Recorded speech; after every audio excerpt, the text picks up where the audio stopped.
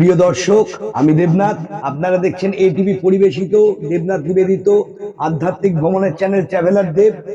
আদ্যাশক্তি মহামায়ার আশীর্বাদে 51 শক্তিপীঠ দর্শনের উদ্দেশ্যে আমার পথ চলা শুরু। এই 51 শক্তিপীঠের মধ্যে দেশ বিদেশের 26টি পর্ব, অনেক সিদ্ধ ও সাধন পীঠ, জাগ্রত জীবন্ত কালী ক্ষেত্র, দ্বাদশ জ্যোতির্লিঙ্গের 3টি পর্ব, 28টি ঐতিহাসিক শৈব ক্ষেত্র, সপ্তর্ষি ও বিখ্যাত ঋষিদের সাধন স্থল, ভয়ঙ্কর বিপদসংকুল পাহাড়ি পথে ট্রেকিং দর্শন করে তার অভিজ্ঞতা, দর্শন ও ইতিহাস সহ প্রতিবেদন প্রচার করেছি আপনাদের জন্য। নতুন দর্শকরা চ্যানেল সাবস্ক্রাইব করে বেল নোটিফিকেশন অন করে দিন। চ্যানেলের প্লেলিস্টে প্রত্যেকটি ফোল্ডার আলাদাভাবে বর্ণনা করেছি। আপনারা ফোল্ডার ধরে ধরে প্রত্যেকটি জায়গা দর্শন করতে পারবেন এবং ভালো লাগলে আত্মীয় বন্ধু প্রতিবেশী সবার সাথে শেয়ার করে দেখার সুযোগ করে দিন।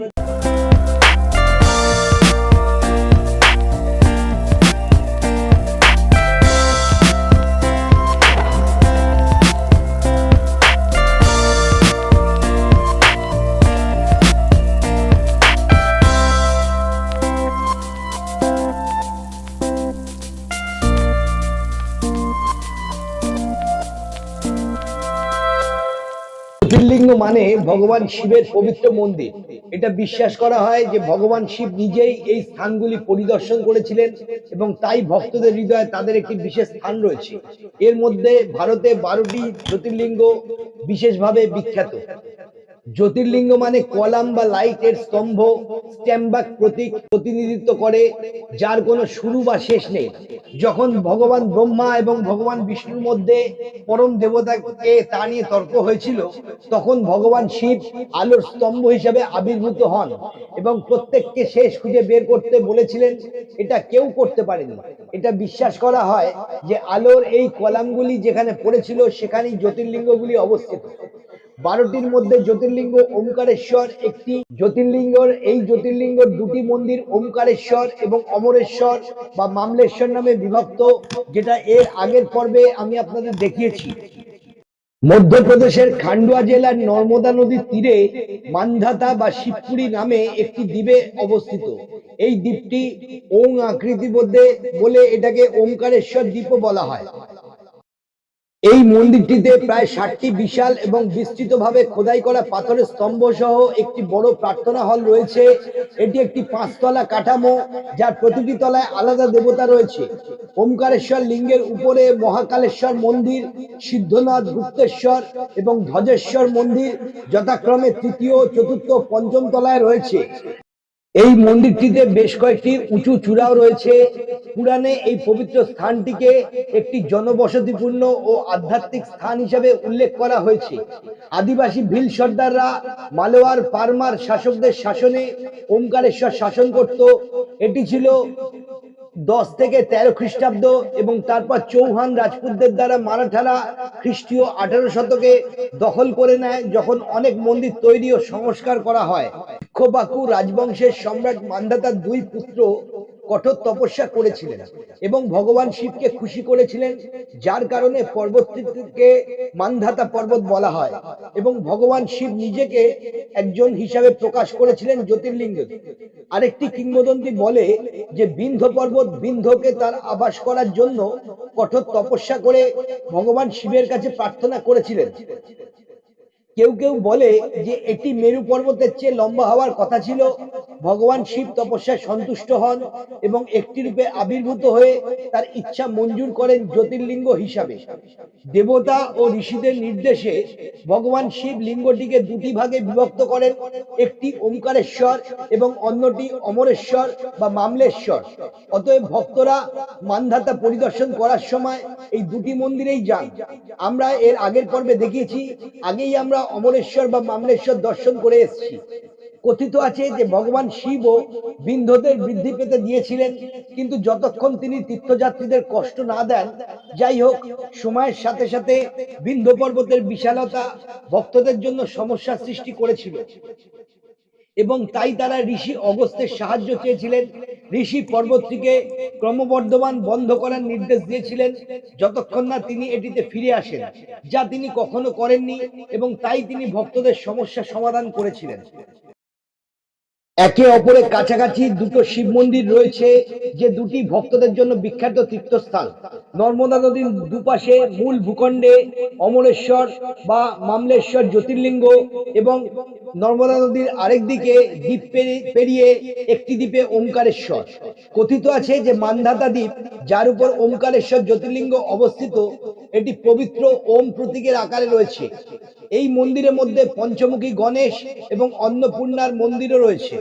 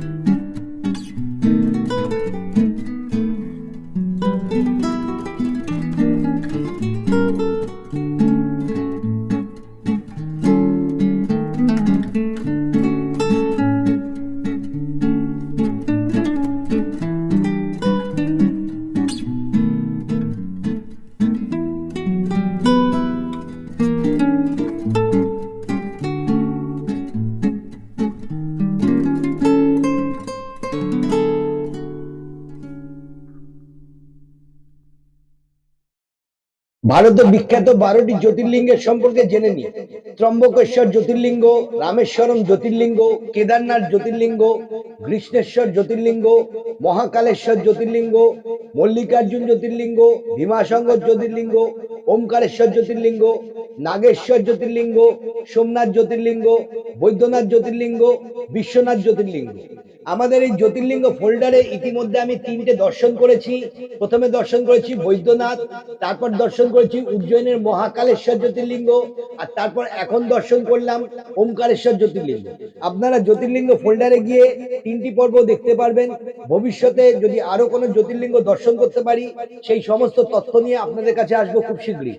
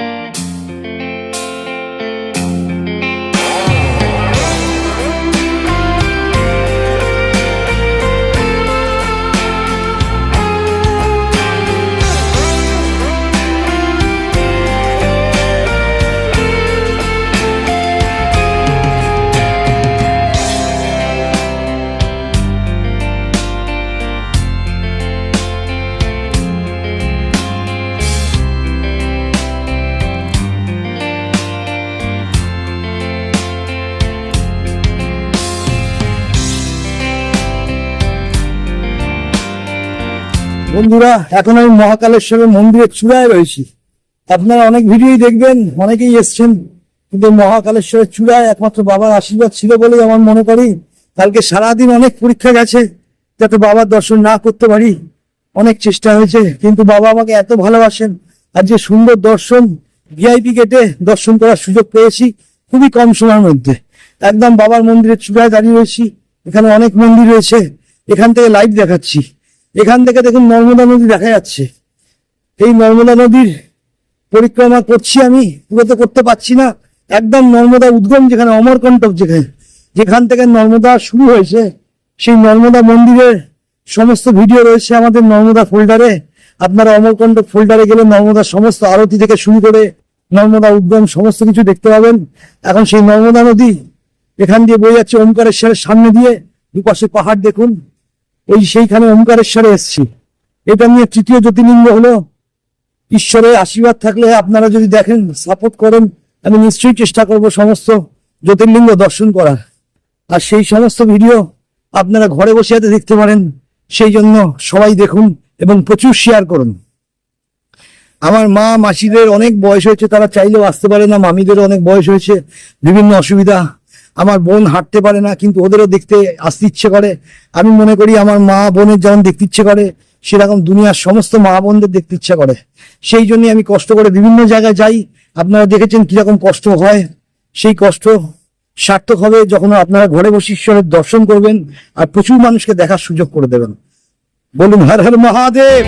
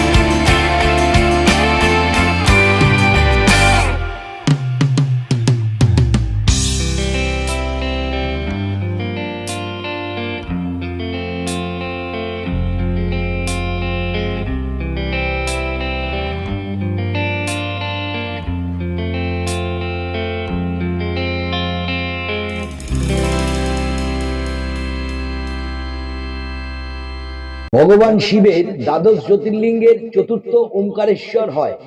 ওমকার উচ্চারণ প্রথম সৃষ্টিকর্তা ব্রহ্মার মুখ থেকে ছিল। বেদপাঠ এছাড়াও শুরু ওম ছাড়া নয় ঘটে। এ একই ওমকার স্বরূপ জ্যোতির্লিঙ্গ শ্রী ওমকারেশ্বর হয়, অর্থাৎ এখানে ভগবান শিব ওমকার আকারে হাজির ঘটেছে। জ্যোতির্লিঙ্গ তাদের স্থান বলা হয় যেখানে ঈশ্বর আছেন, শিব নিজেই আবির্ভূত হলেন আর জ্যোতি হিসাবে প্রতিষ্ঠিত হয়। প্রণব ওমকারেশ্বর জ্যোতির্লিঙ্গের দর্শন দ্বারা সমস্ত পাপ ধ্বংস হয়। পুরাণে স্কন্দ পুরাণ, শিব পুরাণ এবং বায়ু পুরাণে ওমকারেশ্বর অঞ্চলের মহিমা উল্লেখ করা হয়েছে। ওমকারেশ্বর মোট 68টি তীর্থস্থান হয়। এখানে 33 কোটি টাকা দেবতা উপবিষ্ট হয়। ঐশ্বরিক রূপে 108। এখানে চিত্তাকর্ষক শিবলিঙ্গ হলো 84 প্রকল্পের সম্প্রসারণ। মাকে নর্মদার বিরাট ফর্মটি শ্রী ওমকারেশ্বর জ্যোতির্লিঙ্গ। মধ্যপ্রদেশের প্রধান শহর ইন্দোর থেকে দূরত্ব 77 কিলোমিটার এবং এই মতো একমাত্র জ্যোতির্লিঙ্গ যা নর্মদার উত্তর উপকূলে অবস্থিত হয়। প্রতিদিন ভগবান শিব 3টি জগতেই সফরের পর এখানে এসে বিশ্রাম নেন। অতএব এখানে প্রতিদিন ভগবান শিবের বিশেষ ঘুমানোর ব্যবস্থা এবং আরতি করা হয়। ये जा रहे ना, ये बता देंगे आपको सब नहीं, आप बताएंगे। बोलो। आप बोलते हैं बता दो उनको। आप परिक्रमण में क्या क्या दिखाओगे? नर्मदा कावेरी का संगम दिखाएंगे, डेम पावर दिखाएंगे। ऐसा एक नंबर नर्मदा कावेरी का संगम आएगा, डेम नर्मदा पावर कावेरी का संगम। हाँ, 2 डेम मीटर पावर, होगी उधर। हाँ। अच्छा, फिर वहीं पर पावर हाउस है, वो 2 देखेंगे। Number power house. हाँ, 3 नंबर आदि गुरु शंकराचार्य का मूर्ति है। आदि गुरु शंकराचार्य का मूर्ति। हाँ, वो दिखा के ममलेश्वर ड्रॉप कर देंगे। ममलेश्वर में drop। 150 रुपए टिकट है। 150 रुपया। हम लोग 5 जा रहे हैं, 5 को कितना लगेगा? 750 रुपए। थोड़ा कम करना भाई। ठीक है, चलो।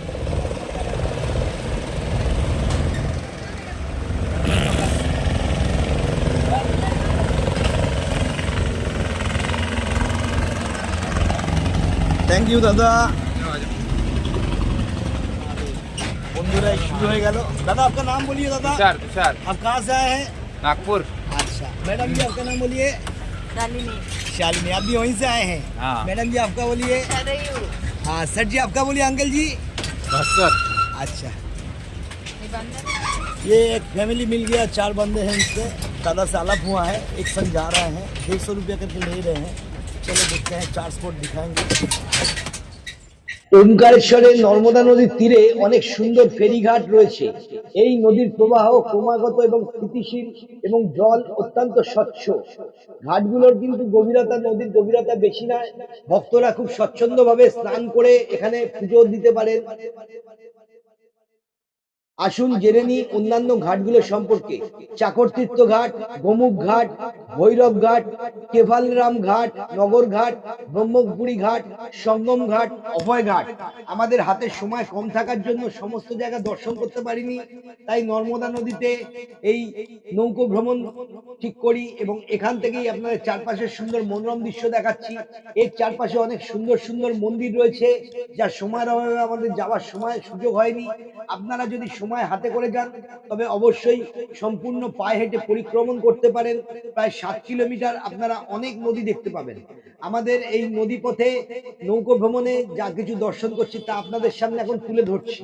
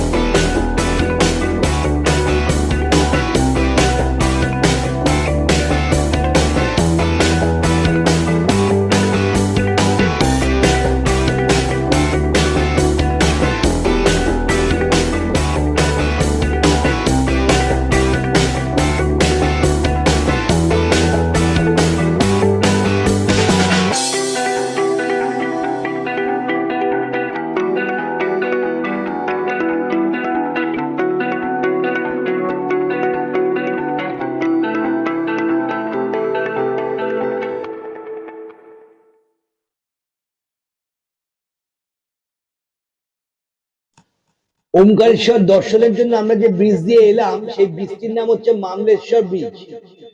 নর্মদা হাইড্রো ইলেকট্রিক উন্নয়ন কর্পোরেশনে 2004 সাল নাগাদ মামলেশ্বর ব্রিজ নামে একটি নতুন সেতু নির্মিত। এই সেতু 235 মিটার লম্বা এবং 4 মিটার চওড়া।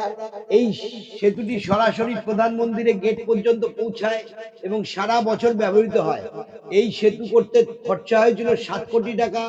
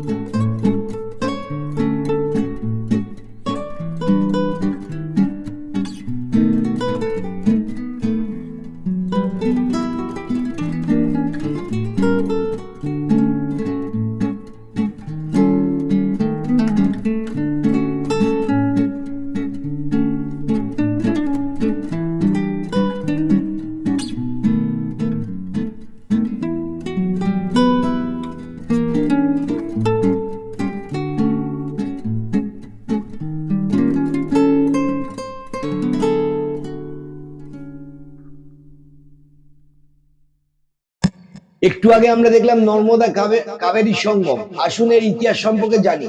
নর্মদা কাবেরী সঙ্গম হলো মধ্যপ্রদেশের ওমকারেশ্বর নর্মদা এবং কাবেরী নামে দুটি নদীর একটি পবিত্র সঙ্গম। এটি হিন্দুদের জন্য, বিশেষ করে ভগবান শিবের ভক্তদের জন্য সবচেয়ে পবিত্র এবং শুভ স্থানগুলির মধ্যে একটি। প্রাচীন ধর্মগ্রন্থ অনুসারে নর্মদা নদী ভারতের 7টি পবিত্র নদীর একটি এবং কাবেরী নদী সমুদ্র মন্থনের সময় অমৃতের পাত্র থেকে উৎপন্ন 4টি নদীর একটি। নর্মদা কাবেরী সঙ্গম ওমকার পর্বতের পূর্ব দিকে ওমকারেশ্বর মন্দির থেকে প্রায় 1 কিলোমিটার দূরে অবস্থিত। নর্মদা নদী দ্বীপের দক্ষিণ থেকে উত্তরে প্রবাহিত হয়েছে, আর কাবেরী নদী পূর্ব থেকে পশ্চিমে প্রবাহিত হয়েছে। কুবের মন্দিরের কাছে দুটি প্রথমবারের মতো মিলিত হয়েছে, যেখানে কুবের সম্পদের অধিপতি তপস্যা করেছিলেন এবং সৃষ্টিকর্তা ব্রহ্মার আশীর্বাদ পেয়েছিলেন। দুটি নদী প্রায় 1 কিলোমিটার পরে পৃথক হয়ে ওম আকৃতির দ্বীপ গঠন করে। দুটি নদী আবার কেদারেশ্বর মন্দিরের কাছে মিলিত হয়েছে, যেখানে ভগবান শিব তার সহধর্মিণী সতীর মৃত্যুর পর মহাজাগতিক নৃত্য তাণ্ডব পরিবেশন করেছিলেন। নর্মদা কাবেরী সঙ্গম নদী এবং দ্বীপের একটি মনোরম দৃশ্য দেখায়। নর্মদা ও কাবেরী সঙ্গমের প্রাকৃতিক সৌন্দর্য প্রশান্তি উপভোগ করলাম। সঙ্গমকে অত্যন্ত পবিত্র এবং শুভ বলে মনে করা হয় এবং বলা হয় যে এটি একজনের ইচ্ছা পূরণ করে। কেউ সঙ্গমে পুজো, আরতি, অভিষেকও করতে পারেন এবং নদীতে ফুল, নারকেল এবং মিষ্টি দিতে পারেন। ওমকারেশ্বর ঘাট থেকে সঙ্গম এবং পিছনে নৈসর্গিক নৌকো যাত্রা উপভোগ করলাম। নৌকোয় চড়ে ওমকার পর্বত, ওমকারেশ্বর মন্দির এবং দ্বীপের অন্যান্য মন্দির ও ঘাটগুলি একটি চমৎকার দৃশ্য দেখা যায়। দ্বীপের পরিক্রমা বা প্রদক্ষিণ সম্পূর্ণ করার জন্য নৌকো যাত্রাও একটি সুবিধাজনক উপায়, যা প্রায় 7 কিলোমিটার দীর্ঘ এবং পায়ে হেঁটে সম্পূর্ণ হতে প্রায় 3 ঘন্টার সময় লাগে। দ্বীপের অন্যান্য মন্দির এবং আকর্ষণগুলি দেখলাম, যেমন ওমকারেশ্বর মন্দির, সিদ্ধনাথ মন্দির, গৌরী সোমনাথ মন্দির, ওমকার ঘাট এবং অভয় ঘাট। ওমকারেশ্বর মন্দির ভগবান শিবের 12টি জ্যোতির্লিঙ্গের মধ্যে একটি এবং একটি ওমকার মান্ধাতার মন্দির নামে পরিচিত। সিদ্ধনাথ মন্দির হলো একটি প্রাচীন মন্দির যা ভগবান বিষ্ণুর উদ্দেশ্যে নিবেদিত এবং এটি তার অনন্য স্থাপত্য এবং পাথরে খোদাইয়ের জন্য পরিচিত। গৌরী সোমনাথ মন্দির হলো দেবী পার্বতীকে উৎসর্গ করা একটি মন্দির এবং এটি চন্দন কাঠের তৈরি বিশাল শিবলিঙ্গের জন্য পরিচিত। ওমকার ঘাট এবং অভয় ঘাট হলো দুটি প্রধান ঘাট, যেখানে তীর্থযাত্রীরা স্নান করে এবং আচার অনুষ্ঠান করেন। প্রথম পর্বে আপনারা দেখেছেন যে প্রথম দিন আমার এখানে হোটেল খুঁজতে অনেকটা বিরক্তিকর পরিস্থিতির সম্মুখীন হতে হয়েছিল। সেদিনকে ছিল বছরের প্রথম দিন, 1 জানুয়ারি। অত্যাধিক ভিড় হওয়ায় আমার 4-5 ঘন্টা নষ্ট হয়েছে। সেই দিনটা নষ্ট হওয়ায় আমি পুরো ভালোভাবে ওমকারেশ্বরের সমস্ত মন্দির বিস্তৃত দর্শন করতে পারলাম না। আপনাদের কাছে অনুরোধ, আপনারা আগে থেকে যাওয়ার জায়গা ব্যবস্থা ঠিক করে রাখুন, যাতে পুরো প্রত্যেকটি মন্দির ঘুরতে পারেন। ঈশ্বরের অনুগ্রহ হলে আমি হয়তো আবার কোনোদিন সেখানে যাব এবং তখন পরিকল্পনা করব সম্পূর্ণ দর্শন করার। প্রত্যেকটি মন্দিরের ভিডিও তখন নিজে দেখব এবং আপনাদের কাছে তুলে নিয়ে আসার চেষ্টা করব প্রতিবেদন আকারে।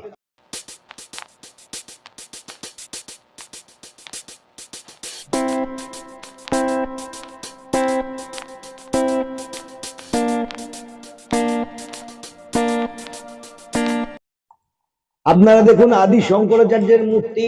2017 সালে সিএম শিবরাজ সিং চৌহান 180 ফুট লম্বা আদি শঙ্করাচার্য মূর্তি নির্মাণের কথা ঘোষণা করেছিলেন। একটি ধাতু সংগ্রহ অভিযান রাজ্য জুড়ে 23,000টিরও বেশি গ্রাম পঞ্চায়েত থেকে উপকরণ সংগ্রহ করেছেন। 2022 সালের জুনে লারসেন অ্যান্ড টুব্রোকে 500 বছরেরও বেশি সময় ধরে দাঁড়ানোর জন্য ডিজাইন করা স্ট্যাচু অফ ওয়াননেসের জন্য ইঞ্জিনিয়ারিং, প্রকিউরমেন্ট অ্যান্ড কনস্ট্রাকশন চুক্তিতে ভূষিত করা হয়েছিল। এই বহু ধাতুর মূর্তিটি নর্মদা নদীর সামনে মান্ধাতা পর্বত পাহাড়ের উপর দাঁড়িয়ে আছে। এটি একটি 54 ফুটের পেডেস্টালের উপর অবস্থিত, যা লাল পাথরের তৈরি একটি 27 ফুট পদ্মের পাপড়ির উপর ভিত্তি দ্বারা সমর্থিত। 100 টন ওজনের এটি ভারতীয় শিল্পী, ভাস্কর এবং প্রকৌশলীদের দ্বারা কল্পনা করা হয়েছিল। চীনের নানচাং শহরে ধাতব ডালাই করা হয়েছিল এবং তারপরে সমুদ্রপথে মুম্বাইতে পরিবহন করা হয়েছিল। মূর্তিটি প্রাথমিকভাবে ব্রোঞ্জ, 88% তামা, 4% দস্তা এবং 8% টিনের দ্বারা গঠিত একটি উচ্চমানের ইস্পাত অভ্যন্তরীণ কাঠামো গর্ব করে।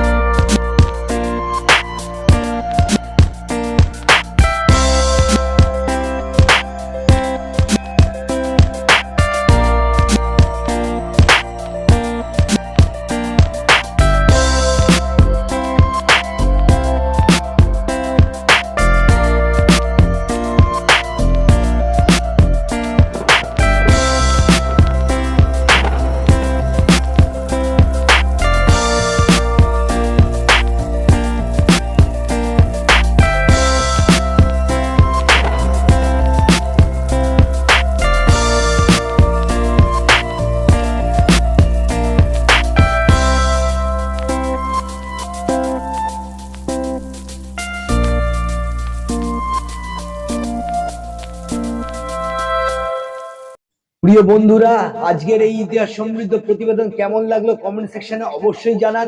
এরপর আমরা যাচ্ছি ইন্দোর এবং মাহেশ্বর, অনেক প্রচুর সুন্দর সুন্দর ভিডিও নিয়ে শীঘ্রই আসছি।